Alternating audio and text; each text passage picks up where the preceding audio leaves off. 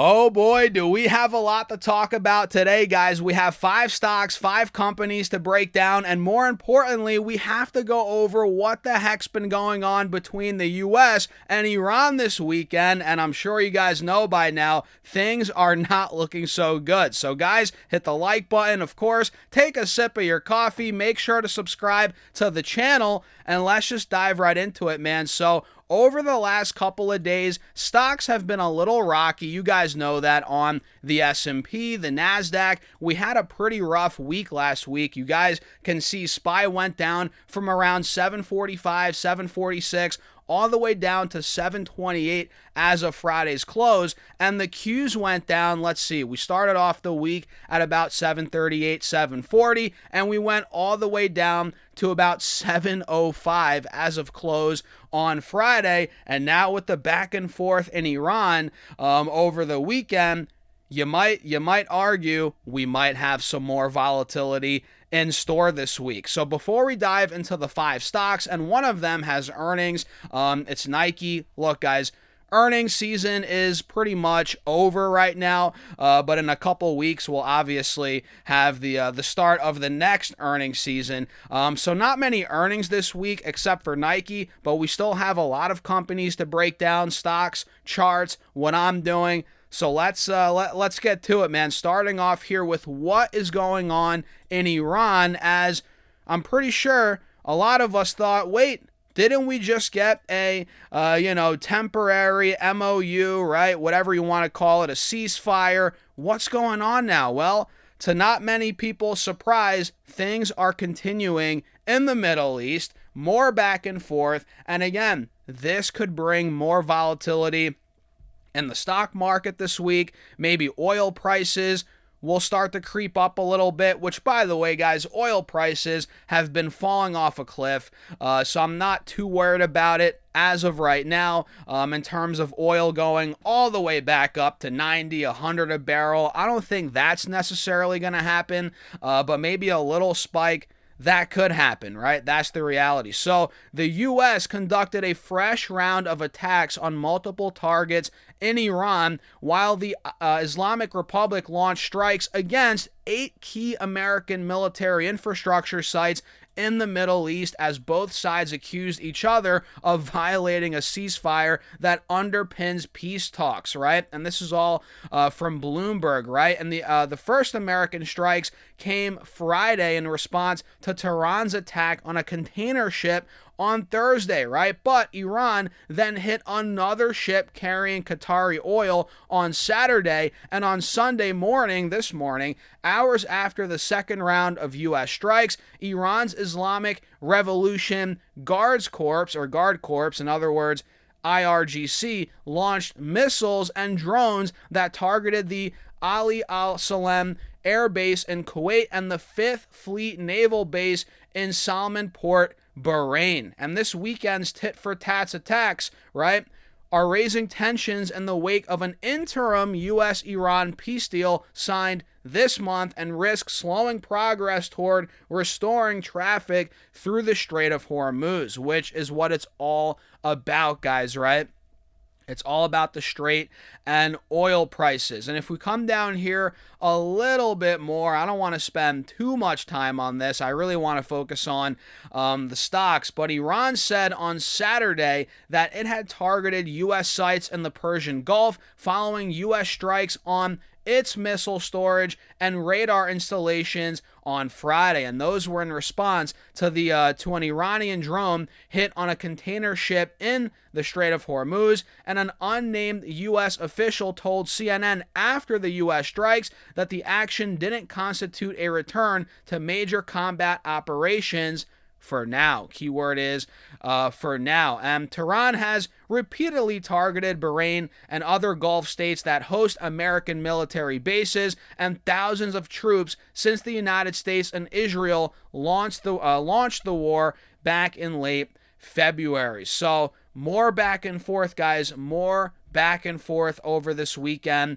And that's kind of the pattern we're noticing here. During the week, we're hearing, oh, the talks are going well. We're close to a deal. Oh, we signed a memorandum of understanding, right? And then on the weekends, boom, it's back and forth. Boom, boom, back and forth, back and forth. And then come Monday, Tuesday, it's like, oh, we're talking again, we're negotiating, we're close to a deal.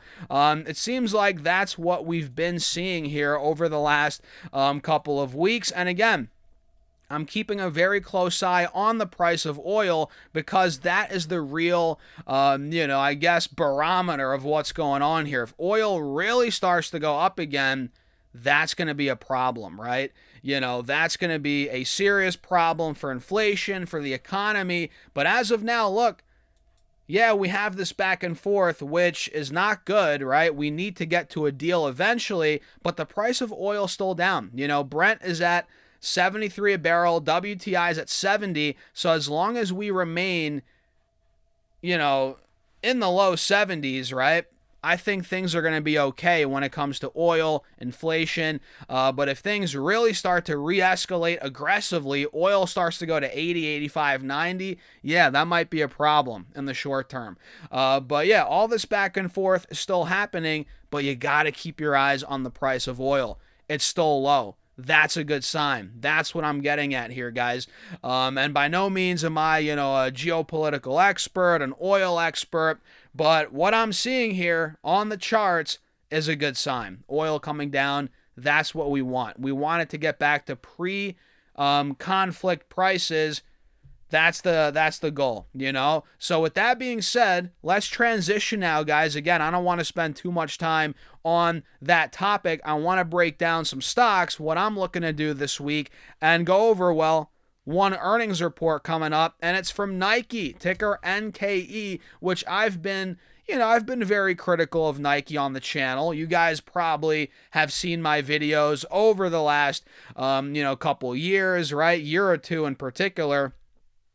And whenever we talk about Nike, I'm always not bashing them, but I'm critical of them. Look, I think Nike is not in good shape. I've been saying that since 80 a share, 75 a share. Now we're at $40 a share. And guys, I've only made money on this stock shorting it. I haven't traded it in a while, but I'm pretty sure my last trade on it was back in the end of last year. I think I had $70 puts.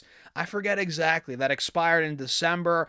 Made money on those, and man, I should have rolled them out or, just shorted the stock straight up because now it's down to $40 per share. So Nike, look, we're not going to get into everything going wrong.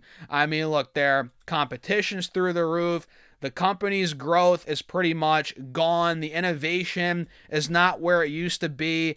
Their strategies, direct to consumer, right, didn't necessarily work out too much. They've been backpedaling on that. The new management, new CEO, it seems like everything's going wrong for the company right now. But at some point, it's going to get to the point where it's like, how much lower can this stock go? Eventually, it's going to rally. This thing is not going to go to $20, $10, and then go bankrupt, right? That's not going to happen here, right? If anything, they go private, but I doubt that happens either. Eventually, we're going to get a recovery in Nike, but I'm not looking to play that. I'm not banking on that. I'm just watching it from the sidelines, but keep that in mind. It can't go down forever. Nike is not the type of company that's going to go bankrupt or go to $10 or go to zero. That's not going to happen, right? Keep that in mind. But it could take years. In fact, I think it will take years for them to actually recover. So earnings per share is projected at 13 cents from, I think, 25 analysts based on the data that I gathered versus 14 cents from last year. So EPS is shrinking. Revenues coming in projected at $10.85 billion versus $11.1 billion from last year. That would be down, 2-3% year over year. So they're pretty much, their growth is non-existent. Again, their innovation's terrible. I think their product, look, I'm a Nike, I have Nike clothes. I wouldn't call myself a Nike fanboy by any means, but look, Growing up, I love Nike shoes, clothes, blah, blah, blah. Even now, I still have some Nike, but their quality has deteriorated over time. And look, I've tried other brands like On Cloud, different other shoes, Hoka, right? Whatever. Those shoes are almost, in my opinion, better than Nike, especially On Cloud. I might be an On Cloud fanboy, guys, and I just bought some New Balances yesterday, and the quality on those shoes are through the roof. So I think Nike is in trouble with, again, their innovation, their quality, and the competition. The competition, man, is stepping up, and a lot of these the younger generation, man, they're not just loyal to Nike. They like all these different brands. That's a problem for Nike, and it's showing in the stock price, and it's at a 12-year low at this point, guys. So earnings are coming up for them on, I think, Tuesday or Wednesday. Let me double check that if I can even see it here, guys. Yeah, I think they're on Tuesday in the aftermarket. So watch out for Nike and XLE. Of course, with everything going on, like we said earlier in the video in Iran, the back and forth, maybe energy stocks are due for a rally. In fact, I think they are due for a rally. Not a complete breakout. I don't think XLE, which is a basket of energy stocks, by the way, XLE is an ETF. I don't think it's going to go back to 65 or break through necessarily. But if you guys look at this channel that it's been trading in, we're more towards the bottom of the channel. We're pretty oversold. We have a death cross. And look, that's showing us that we might be due for a rally. The fact that, not that we have a death cross necessarily, but we're super oversold. Again, oil might spike up a little bit to start the week. We'll see what the futures look like tonight. But I think it's setting up. You guys can see here we have an inverse head and shoulders in the making on this 20-day chart. On the 30-minute chart, you guys see it. So I think once we take out, if we take out, let's say $54 on XLE, I'll put my alert at $54.50 for now. If we're able to take that level out, I think we could start making a move. Not a full breakout, but let's say back to the mid-high 50s, low 60s. I think it could be possible. Maybe low 60s is pushing it, but overall, I think we're due for a little rebound here in XLE. Alert set at $54.50, and we'll see how it plays out. We've seen that happen, by the way, many times throughout this little downtrend, right? Within this channel, we've seen it pop to the top a couple of times when we've gotten oversold throughout this U.S.-Iran conflict. So I'm watching XLE. I'm also keeping a very close eye on NEE, which is, let's pull this one up. I'll show you guys. Next Era Energy. This stock, I think it just got upgraded by, let's see, I think Morgan. Yeah, Morgan Stanley adjusted their price target to 117 from 111, so they upped their price target and they maintain their overweight rating. And the chart just looks phenomenal on Next Era Energy. And if you guys didn't know, they're North America's largest electric power and energy infrastructure company, operating both as a major utility that provides electricity to millions of Floridians, right? And as the world's leading generator of renewable energy from wind and the sun. And you guys can see, if I pull the layers back a little bit on the 1-year chart, I mean, guys, you can't find me a better looking chart. I mean, you probably could, but this one is as good as they come. This looks very strong for a continuation play on the 1-year chart, on the 3-year chart, you name it, guys, you name it. And now we're actually just starting to break through these moving averages on the 4-hour chart. I think NEE is setting up quite nicely. We do have a little resistance at about 88, 89, 90 bucks, which was support all throughout February, March, April, May. We fell through it a little bit recently. So 90 bucks needs to break. But if it does, man, which I think it will, I think this is going to be a great continuation play, and we could be going a lot higher. Let me set my alert at $90. Another one I'm watching is SEI, which is Solaris energy infrastructure, which we covered this, I think, last week or the week before. I did a write-up in my Patreon, which, shameless plug, by the way, guys, if you want to keep up with my actual portfolio updates, see how I trade, invest, sell options, right? Buy options too. Not often, but we do buy options as well. If you want to be a part of my private Discord, all that's on Patreon. Link down below, pinned in the comments, or go to stasurfs.com/Patreon if you want to join, guys. And shout out to all the members that have been joining. Cheers to you guys, man. The Patreon has exploded this year, and I appreciate all your support. So SEI is, for those that don't know, they provide rapidly deployable mobile power generation and distribution systems, primarily natural gas turbines, as well as specialized logistics equipment and services to clients in the data center, commercial, and energy sectors, which obviously those are booming right now, especially data centers, you know. This honestly could be an opportunity. We called it out initially in the Patreon. I think it was at $78. It then broke out to $86. And now we've actually pulled back a little bit to $75, $76 a share. We had a 3% red day on Friday. And this pretty much, to me, looks like a continuation play as well. Maybe the chart doesn't look as good as Next Era Energy, but then again, it's trading above the 180 SMA, uptrends holding, so you can really say either one looks better, but they both look good, in my opinion.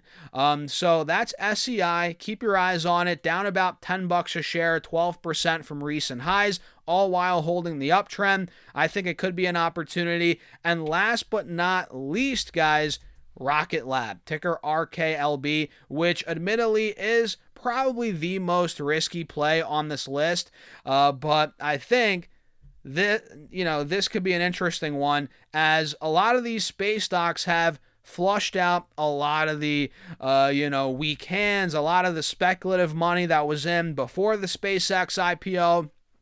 A lot of that's arguably gone now, and we just got some news regarding some NASA contracts they got. They won Rocket Lab won 3 NASA launches for 2 separate missions, which I believe those are for later this year. And look, like I said, a lot of these stocks have shaken out the weak hands. Rocket Lab's down 45% from where it was recently, right before the SpaceX IPO. I mean, these stocks, guys, went ballistic. Rocket Lab went from $80 to $160 in pretty much 3 weeks. I mean, that's unsustainable. So we got a big pullback. And by the way, we're maintaining this channel. The uptrend looks good, right? Although we do have a death cross. Keep that in mind.